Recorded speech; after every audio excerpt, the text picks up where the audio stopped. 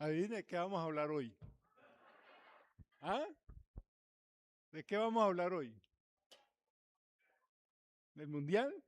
¿Seguros? ¿De qué cree que vamos a hablar? ¿Cómo van con el mundial?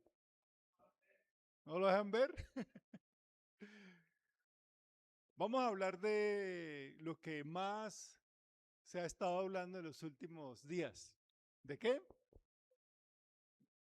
No, hoy no vamos a hablar de fútbol. Hoy vamos a hablar de política. Pero antes de que salga corriendo de acá, déjeme explicarle de qué política no es la que vamos a hablar. No vamos a hablar de esa política en la cual llevamos meses peleando, dividiendo el país, familias agarradas, en las redes sociales insultos, amistades que se han perdido por culpa de esta política.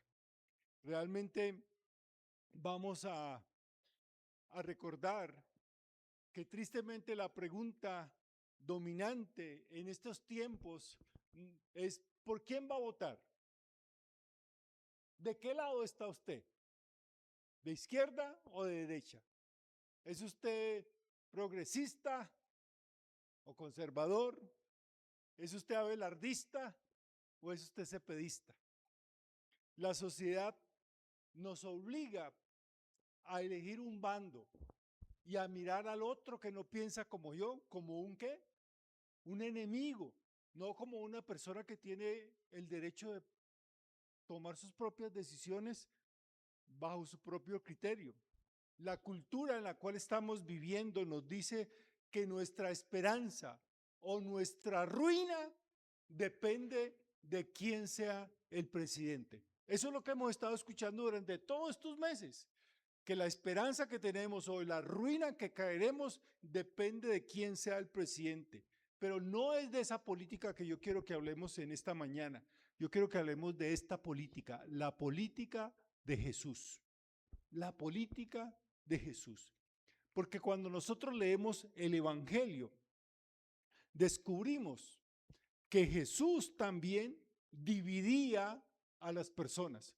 Hoy nuestro país está dividido, ¿verdad? Muy dividido. Pero cuando leemos el Evangelio, descubrimos que Jesús también dividía a las personas, pero Él lo hacía con algo mucho, con algo mucho más profundo. La división que plantea Jesús es una división mucho más profunda. La política de Jesús también divide. Ahora, ¿cuál es la política de Jesús?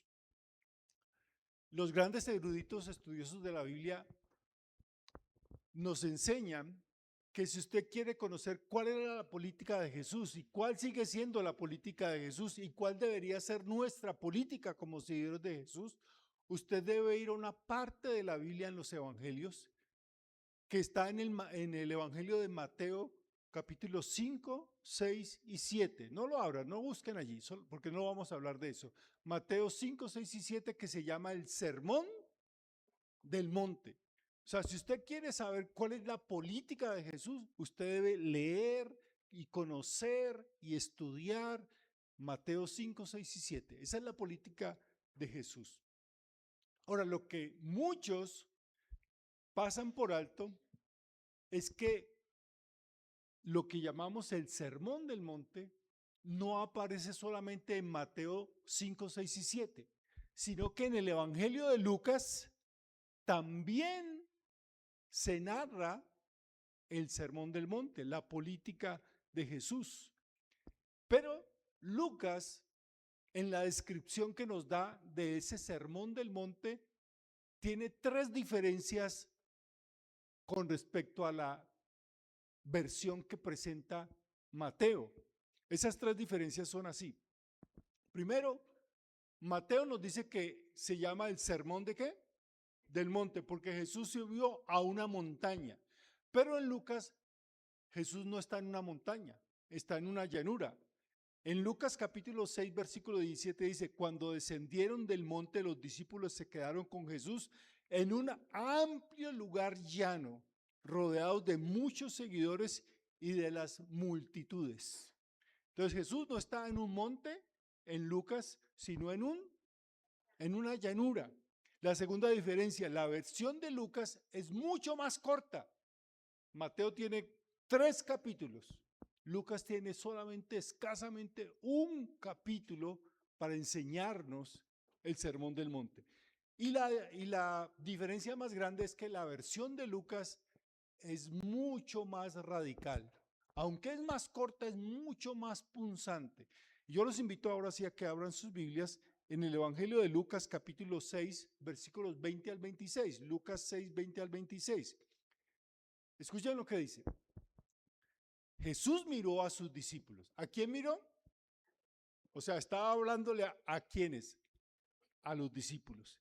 Jesús miró a sus discípulos y les dijo, bienaventurados ustedes los pobres, porque el reino de Dios les pertenece.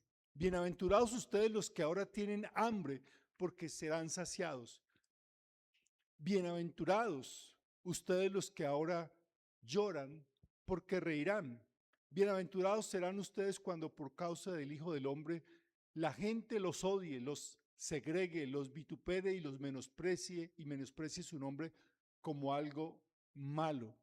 Cuando llegue ese día, alégrense y llénense de gozo, porque grande será el galardón que recibirán en los cielos. Eso mismo hicieron con los profetas, los antepasados de esta gente.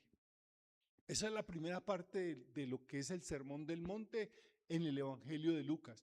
Pero Lucas hace algo que no hace Mateo, y es que apenas termina esa parte, Lucas nos presenta lo que llamaríamos las antibienaventuranzas. Las antibienaventuranzas. O sea, ya habló de las bienaventuranzas. ¿Quiénes son los bienaventurados? Las bienaventuranzas. Ahora dice, les voy a hablar de las antibienaventuranzas. A partir del versículo 27 dice Jesús, pero hay de ustedes los ricos, porque ya han recibido su consuelo. Entonces ahí vemos una bienaventuranza y una ¿qué? Antibienaventuranza. Jesús ha dicho, bienaventurados ustedes los pobres, porque el reino de Dios les pertenece. Pero dice, ay de ustedes los ricos, porque ya han recibido su ¿qué? Han recibido su consuelo. 25. Hay de ustedes los que ahora están satisfechos, porque habrán de pasar hambre. Hay de ustedes los que ahora ríen, porque habrán de llorar y de lamentarse. Hay de ustedes cuando todos los alaben, porque lo mismo hacían con los falsos profetas, los antepasados de esta gente. Entonces Jesús está haciendo una división entre los bienaventurados y los que reciben la antibienaventuranza. Y no son maldiciones, son advertencias de lo que le pasa a este tipo de personas. Entonces Jesús, como en nuestros tiempos, también polariza a las personas, divide a las personas, pero lo divide no por el partido político, no por el candidato por el cual van a votar, no por su ideología. Los divide por esta sencilla razón. Jesús divide a las personas según los valores que gobiernan sus vidas. A Jesús no le interesa cuál es su partido político. A Jesús no le interesa cuál es el político por el cual usted se hace matar, por el cual usted insulta a los demás. A Jesús no le interesa eso. A Jesús le interesa es cuáles son los valores que gobiernan sus vidas. Y por eso el Sermón del Monte, donde se recogen cuáles son los valores del reino de Dios, los valores por los cuales Jesús quiere que nosotros seamos conocidos, es que necesitamos entender que esa es la política de Jesús. Y debemos preguntarnos, ¿estamos viviendo según la política de Jesús, los valores del reino de Dios? ¿Nos interesa ser parte del reino de Dios? Y vamos a utilizar este tiempo muy breve para, en este texto de Lucas que acabamos de leer, descubrir cómo es la política del reino de Dios, cómo es la política de Jesús, cuál es una descripción que podemos hacer. Lo primero que encontramos allí es que la política de Jesús se honra a quienes el mundo desprecia. En la política de Jesús, en el reino de Dios, se honra a quienes, a los que el mundo desprecia.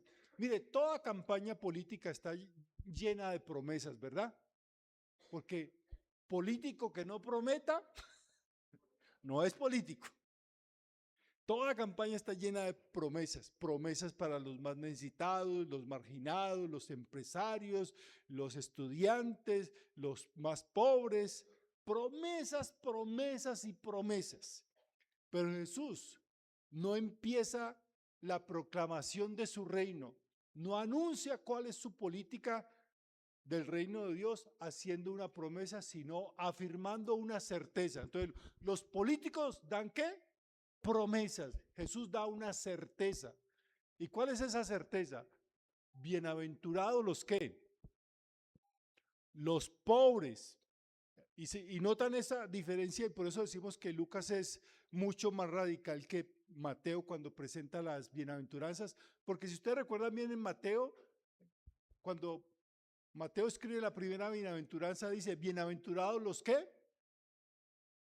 Pobres de espíritu. Lucas no dice eso, dice algo parecido, pero muy diferente, dice, bienaventurados ustedes los pobres, nada de espíritu, los pobres, porque el reino de Dios, ¿qué? Les pertenece. Esa es la certeza. No dice, el reino de Dios les va a pertenecer algún día. Les dice que ya que, ya les pertenece, ya les pertenece. El mundo los llama fracasados, mediocres, mantenidos. Jesús los llama bienaventurados, dichosos, benditos, no porque la pobreza sea buena, no porque el sufrimiento sea santo, sino porque esas personas, esos pobres marginados, les queda más fácil en su corazón comprender su necesidad de Dios.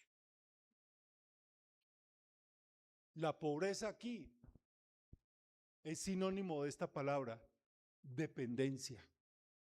Dependencia. Cuando uno no tiene nada en este mundo, cuando se le ha quitado todo, lo único que posee es ¿qué? Su esperanza y confianza en Dios. Dependemos de Dios.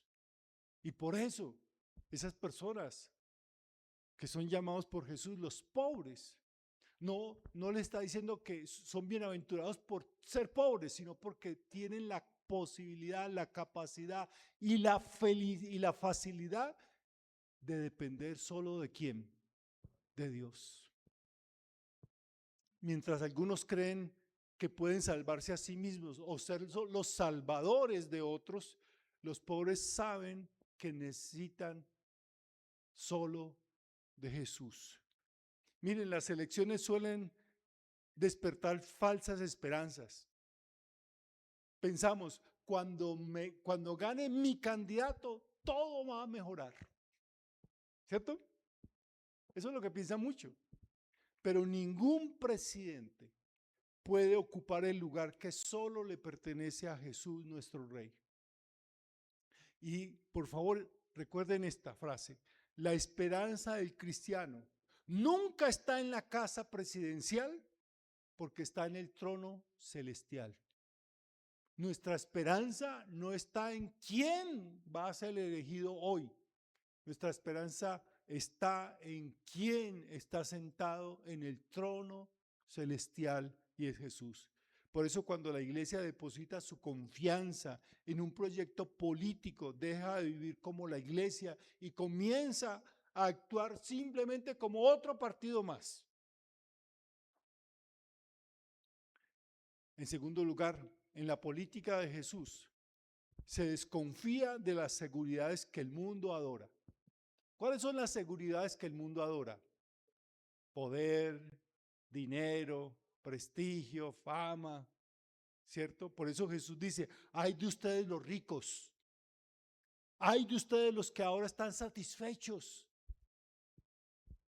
Aquí Jesús realiza un giro impactante. Los mismos atributos que el mundo tanto celebra, exalta, aparecen bajo un signo de advertencia. Ojo con la riqueza, ojo con la satisfacción, cuidado con la diversión, mucha atención con la aprobación social. Y estas cosas no es que sean pecados en sí mismos. El problema es que cuando se convierten en sustitutos de Dios, eso sí es el peligro. Cuando usted anhela más la aprobación de los demás que la de Dios, es un peligro. A ninguno de nosotros nos gusta que nos rechacen, que nos aparten, nos hagan a un lado. Es bueno ser reconocido, es bueno ser apreciado, pero cuando hago del aprecio, de la aceptación de los demás, lo más importante de mi vida, tengo que estar mirando en mi celular cuántos likes tengo, cuántos seguidores tengo, porque eso me da satisfacción. Entonces, estoy dependiendo más de eso que de Dios. El verdadero peligro entonces no es tener recursos, el peligro es creer que teniendo esos recursos ya no necesito de nadie y tampoco de quién, de Dios.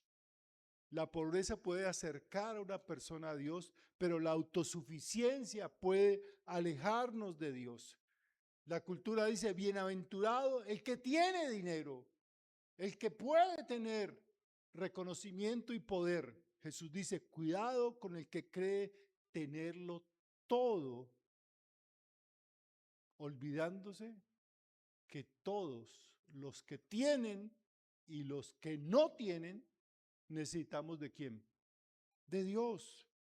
Toda ideología promete algún tipo de salvación. Unos prometen prosperidad económica, otros prometen transformación social, otros prometen seguridad, otros prometen paz, otros prometen libertad.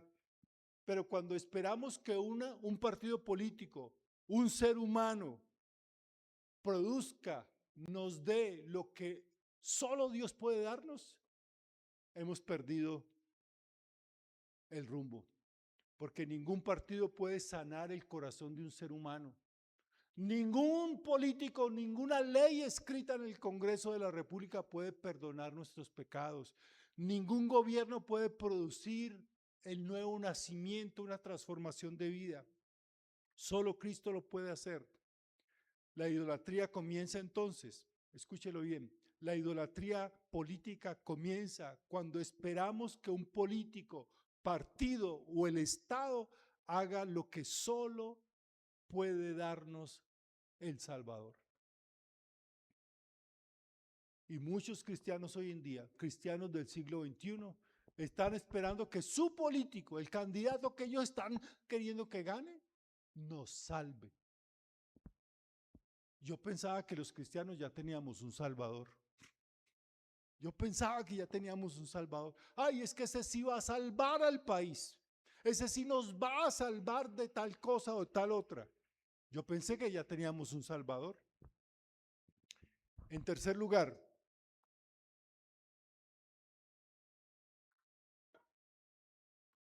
en la política de Jesús se mide el éxito de manera diferente. ¿Cómo mide el éxito nuestra cultura? Otra vez, ¿cuánto dinero tiene? ¿Cuántas propiedades tiene? ¿Cuánta fama tiene? ¿Cuánto poder tiene? ¿Cuánta influencia tiene? ¿Cuántos títulos tiene? Pero Jesús dice, bienaventurados serán ustedes cuando por causa del Hijo del Hombre la gente los odie. Y dice la anti-bienaventuranza, hay cuando todos los hombres hablen bien de ustedes. La cultura define el éxito por la popularidad. Jesús define el éxito por la fidelidad. ¿Qué queremos? ¿Tener popularidad o ser hallados fieles ante el Señor? En tiempos electorales como los que hemos estado viviendo, se nos presiona, se nos exige a tomar partido. Y muchas personas toman su decisión de votar por tal o cual candidato por quedar bien con tal o cual persona, para evitar problemas, para evitar que lo llamen paraco o guerrillero, ignorante o bruto, fascista o comunista, para quedar bien. Pero Jesús nos advierte, ay cuando todos hablen bien de ustedes. Ay,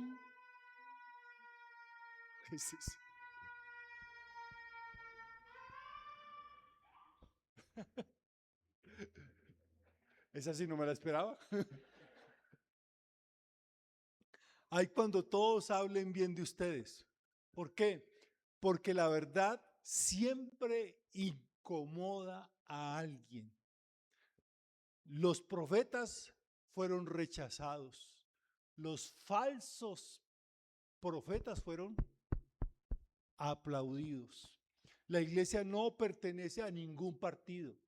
Es oprobioso, es horrible, es ridículo, es vergonzoso. Es una afrenta a nuestro Señor Jesucristo cuando iglesias se unen a tal o cual partido, a tal o cual candidato y lo presentan como el candidato de Dios.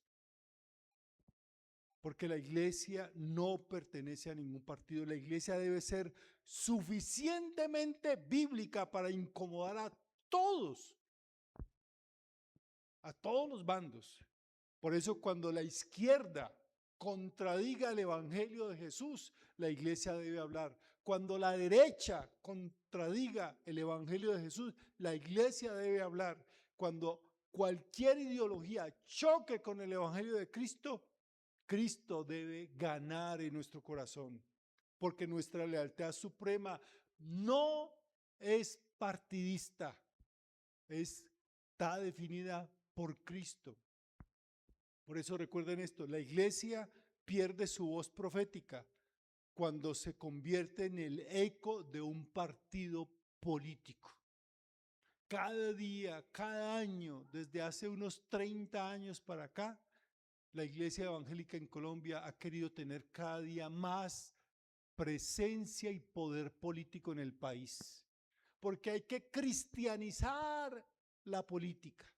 Y con ese cuento, la iglesia se ha estado untando de política y se ha untado de la peor cosa de la política. La iglesia pierde su voz profética cuando se convierte en el eco de un partido político. Y por último, en la política de Jesús se está creando un pueblo nuevo. Un nuevo pueblo se está creando con la política de Jesús.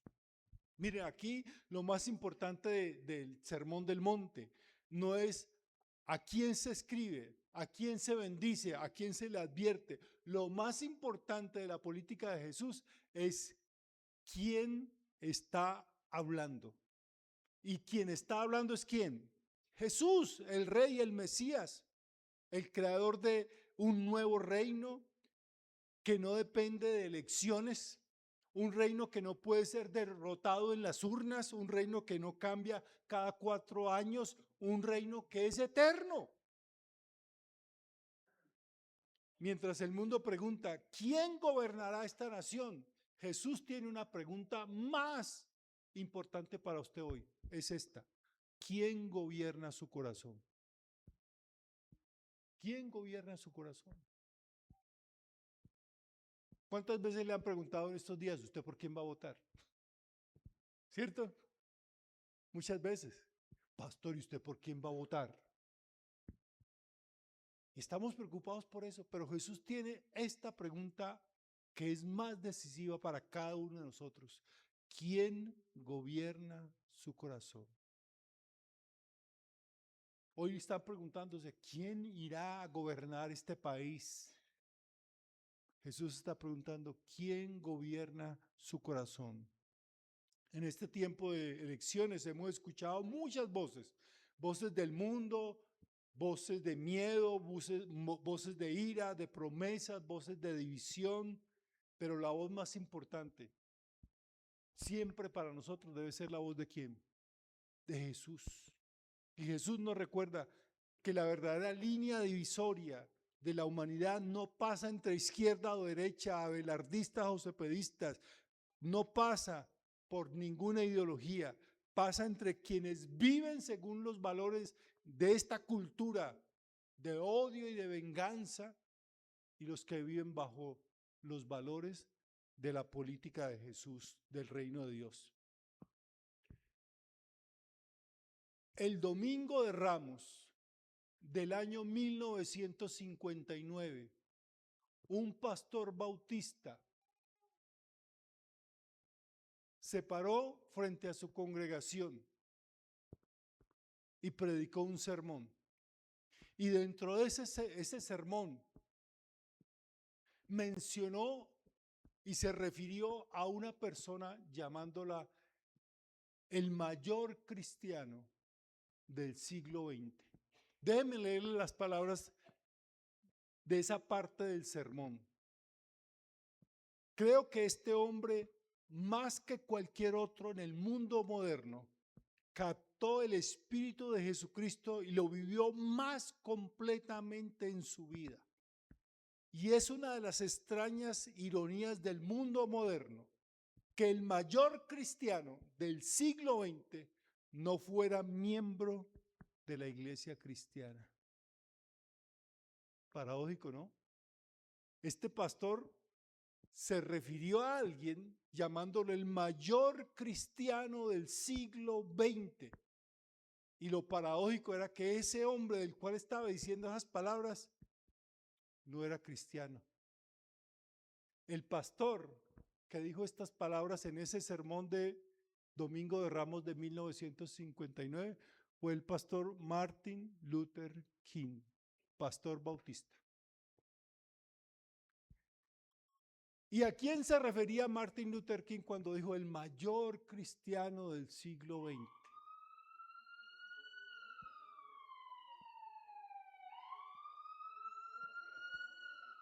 Espero que ahora estén despiertos. Se refirió a esta persona. ¿Saben quién es? Mahatma Gandhi. Este hombre, que no era cristiano, según el pastor Martin Luther King, este hombre que no era cristiano encarnó mejor que cualquier cristiano la política de Jesús. Si usted conoce algo de la vida de Mahatma Gandhi, recordará que este hombre fue el líder de la independencia de la India.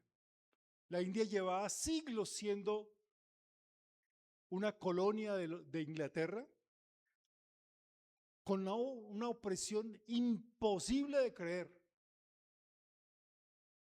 Y este hombre, sin ejército, sin un solo disparo, sin hacer manifestaciones, solamente hablando de paz y sometiéndose a la tortura, a la persecución, movilizó a millones de personas hasta que Inglaterra dijo, no podemos con este hombre, no podemos, vamos a darle la independencia a la India, sin disparar nada.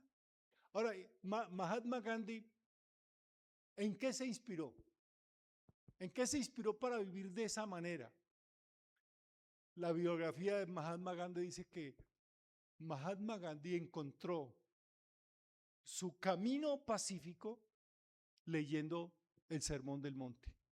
De hecho, tenía la práctica de todos los días leer el Sermón del Monte. Cuando se levantaba, leía el Sermón del Monte de Jesús. Y recuerde, no era un miembro de nuestra iglesia, no era un cristiano, era un hombre de otra religión, un hindú. Un hindú que leía más y conocía mejor el Sermón del Monte y se atrevió a vivirlo mejor que cualquiera de nosotros. ¿Cuántos de ustedes recuerdan qué dice el Sermón del Monte? Este hombre vivió de esa manera, encarnó la política de Jesús. Hermanos, hoy tendremos un nuevo presidente electo, pero esta mañana recordamos algo más importante. Los cristianos ya tenemos un rey y su nombre es Jesucristo. Y mientras las naciones discuten quién debe gobernar, la iglesia proclama: Jesucristo es el Señor. Jesús es el Señor. ¿Quiere repetirlo conmigo? Jesús es el Señor. Ahora dígalo de esta manera cuando somos bautizados en las aguas del bautismo. La primera confesión de fe de los cristianos es: ¿Jesús es qué? Jesús es mi Señor. No es Abelardo mi Señor. No es Cepeda mi Señor. No es Uribe mi Señor. No es Petro mi Señor. Mi Señor es ¿quién? Jesús. Que nuestra esperanza esté en Él, que nuestra identidad esté en Él, que nuestra lealtad esté en Él y que vivamos con Él y para Él. Vamos a ponernos en pies, vamos a orar.